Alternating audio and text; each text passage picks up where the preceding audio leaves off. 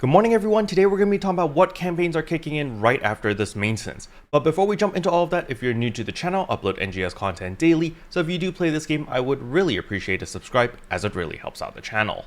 Anyway, without further ado, let's begin the video.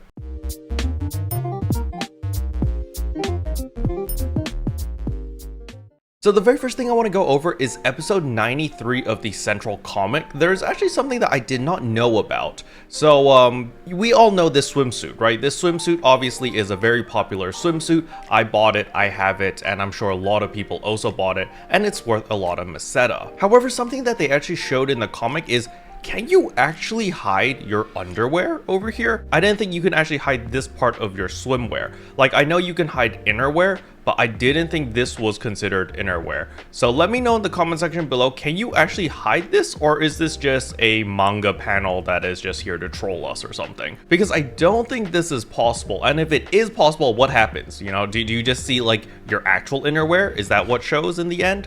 Let me know in the comment section below because I'm super curious. But the Central comic out of the way, the next thing I want to talk about is of course Uncle from Another World collaboration campaign has now kicked in.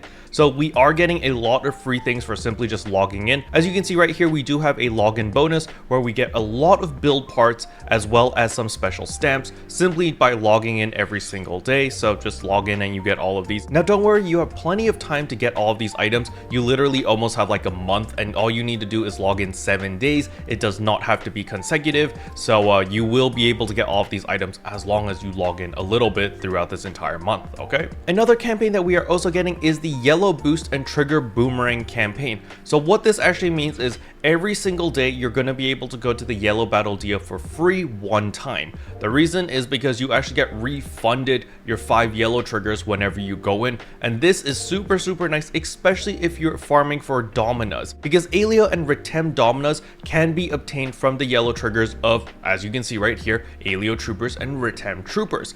And it also decreases the enemy HP by 50% and increases your EXP earned by 100%. So you can definitely take advantage of this in order to farm up a ton of Dominas, which you can craft into Hal Finales, since Hal Finales are going up in price and they are still worth a lot of money. So, you know, getting all of these Dominas is not a bad idea. Or you can just sell the Dominas right off the bat to the player market as well and just make money that way. But essentially, these battle dias are going to be so much faster to run through because the enemy's HP is reduced by 50%. If you're leveling up any classes, EXP plus 100% is a big deal as well. Now do keep in mind, you won't be leveling as fast by running this versus if you ran the Battle Dia Yellow Stia Troopers instead. You know, the Stia version is still going to be the best for EXP farming if that's the only thing you care about. But if you want to kill multiple birds with one stone, then running the Battle Dia Yellow Aleo as well as Retem Troopers is definitely a good idea. The next thing I want to talk about is of course Uncle from Another World style AC Scratch. As you can see over here, you can pick up a ton of very nice items. Notable things over here is this magic circle, which is a hologram, so you can spray paint it wherever you want, which is pretty awesome. We've got some nice hairstyles over here. We've got the weapon camos. I think the weapon camos are very high value items, like Uncle's swords, Elf Magical Sword, as well as the God Freezing Sword. These are really nice. I think the Uncle makeup is definitely going to be a necessity if you want to cosplay as the Uncle himself, if you do want to cosplay him, as well as the Uncle glasses. These two are also going to be sought out pretty much. However, I know a lot of people are going to be playing type 2 characters anyway, so these might actually go for relatively cheap, and if they do go for relatively cheap, I would recommend picking them up because you can make a very troll looking character, since Uncle is a troll character and it's just really nice.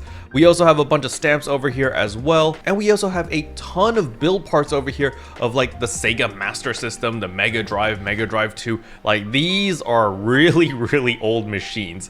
I think the first machine that I ever used was probably the Sega Genesis. I think this was the first console that I ever used from Sega.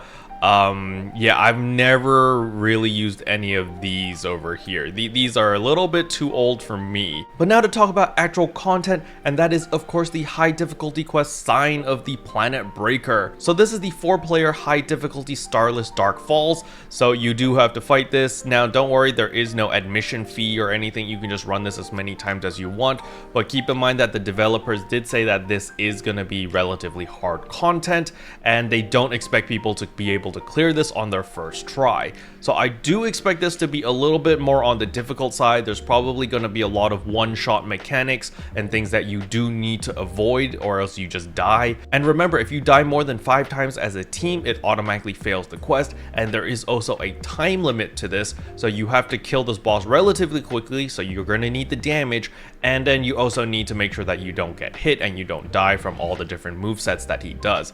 I'm definitely going to be trying this the moment the servers go live, and if I do get it clear, I'll probably upload it as tomorrow's video, just so that you guys can see the entirety of the boss fight and see if there's any secret cutscenes at the end after defeating it, and of course, most importantly, the loot itself. Now, another thing I want to remind everyone is there is no scheduled maintenance on August 15, so just keep that in mind. We will still get the weekly resets and all of that stuff, it's just there isn't going to be any maintenance or any downtime itself. Special thanks to all the members for supporting the channel, it really means a lot to me. Thank you again.